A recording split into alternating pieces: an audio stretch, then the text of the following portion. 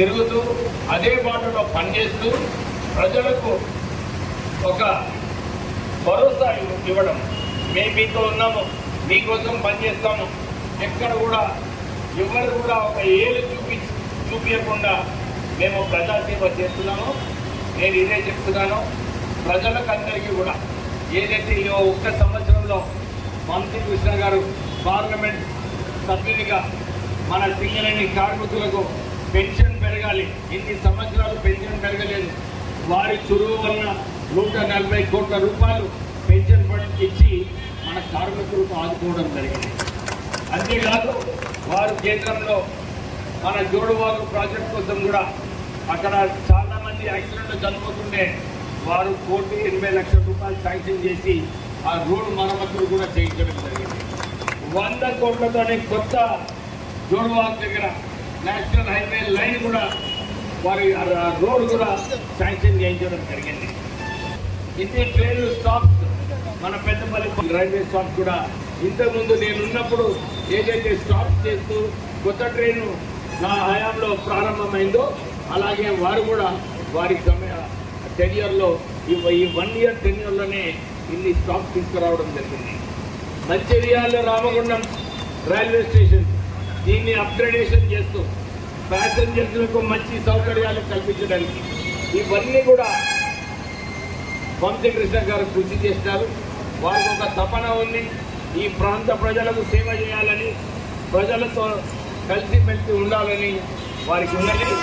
ఈ సందర్భమున వారికి అభినందనలు చెప్తూ ఇలాగే ప్రజలతో ఉండాలి, ప్రజల నాడి కట్టుకోవాలి, ప్రజల సమస్యలు కట్టుకోవాలి, ప్రజల గురించి సేవ చేయాలని చెప్పి ఈ సందర్భం ఇస్తూ కాకా గడ్డం వెంకటస్వామి గారి కుటుంబం నుంచి నిలబడితే చాలా బాగుంటుందని చెప్పి చాలా మంది ఊహిస్తున్నారు.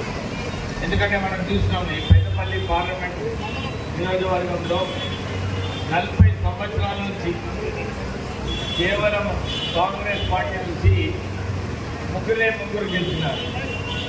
మొదలు కాకా వెంకటస్వామి గారు, వారు 2 సార్లు అక్కడ గెలిచినారు.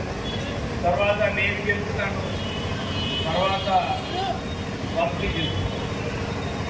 నేను 2009 నుంచి 11 తర్వాత అప్పుడు ఓడిపోయినాను. తర్వాత 2019లో కూడా ఆ ఇద్దరు ఎంపీలు ఏం చేసినారు పెద్దపల్లి నియోజకవర్గానికి అని చెప్పి ప్రజలందరూ కూడా మాట్లాడుతున్నారు. ఆ రోజులలో ఇప్పుడే సర్దార్ చెప్పినట్టు ఫర్టిలైజర్ కార్పొరేషన్ ఆఫ్ ఇండియా మూతపోతే దాన్ని తిరిగి రీఓపెనింగ్లో 2 ఫర్టిలైజర్ కంపెనీకి దేశంలో రీఓపెన్ అయింది. ఒకటి ఒరిస్సా, రెండోది మన రామగుండ. అంటే ఎవరు ఊహించలేదు. కాకా వెంకటస్వామి గారు వారు యూనియన్ మినిస్టర్ ఉన్నప్పుడు 1,00,000 ఉద్యోగాలు, సింగరేణి ఉద్యోగాలు కాపాడారు. BIFR నుంచి తొలగించి సింగరేణి సంస్థ.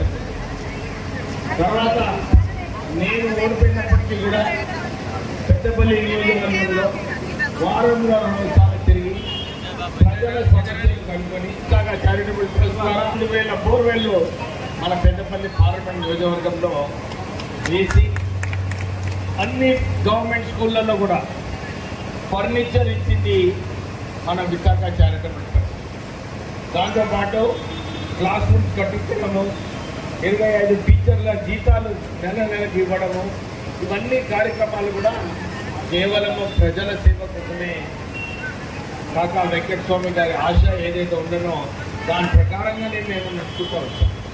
ప్రజలలో ఒక ఆదరణ ఉంది, ఒక ప్రేమ ఉంది కాకా వెంకటస్వామి గారి కుటుంబం పైన. ఆ ప్రేమ, ఆ కుటుంబం ఏదైతే ప్రజలలో ఉందో ఎందుకున్నారంటే సింగరేణి సంస్థ రీఓపెనింగ్, రామగుండం ప్లాంట్ రీఓపెనింగ్, కొత్త జైపూర్లో కీలక పాత్ర వేస్తుందండి. కాకా వెంకటస్వామి గారు తెలంగాణ కోసము 1969 పోలీస్ ఫైరింగ్లో వారు హాస్పిటల్లో ఉన్నారు 2 నెలలు. తర్వాత 2019లో నేను కూడా తెలంగాణ ఎంపీస్తో సహా కీలకమైన పాత్ర వేశాను. అప్పుడు చాలామంది నాయకులు తెలంగాణ వ్యతిరేకంగా పనిచేసిండ్రు. మంచి పోర్ట్ఫోలియో కావాలని చెప్పి కిరణ్ కుమార్ రెడ్డిని మస్కా కొట్టిండ్రు. వాళ్ళు మా దగ్గర తెలంగాణ లేదని చెప్పి కిరణ్ కుమార్ చేస్తారు. కానీ మేము పదవుల కోసం కాకుండా ప్రజల ఆకాంక్ష ఏదైతే ఉన్నదో తెలంగాణ సాధించుకోవాలని చెప్పి తెలంగాణ గురించి కొట్లాడడం జరిగింది. ఇవన్నీ కూడా చూసుకుంటే ప్రజలలో ఏదైతే ఆదరణ ఉందో, ప్రజల ఏదైతే ప్రేమ ఉందో గడ్డ కుటుంబం పైన సేవ గురించి. కానీ కొందరు అనుకుంటున్నారు మన పార్లమెంట్ ఎలక్షన్లో కూడా వంశీ కృష్ణకి టికెట్ ఎట్లా రావద్దని చెప్పి ప్రయత్నాలు జరిగినాయి. కానీ హైకమాండ్కి తెలుసు ఈ ప్రాంతంలో ఎవరికి టికెట్ ఇస్తే ఎవరు గెలుస్తారని చెప్పి హైకమాండ్ వంశీ కృష్ణ గారికి టికెట్ ఇవ్వడం జరిగింది. ఈ నార్త్ తెలంగాణలో అన్ని సీట్లు బీజేపీకి పోయినా కానీ పెద్దపల్లి పార్లమెంట్ సీటు కాంగ్రెస్ పార్టీకి గెలవడం జరిగింది.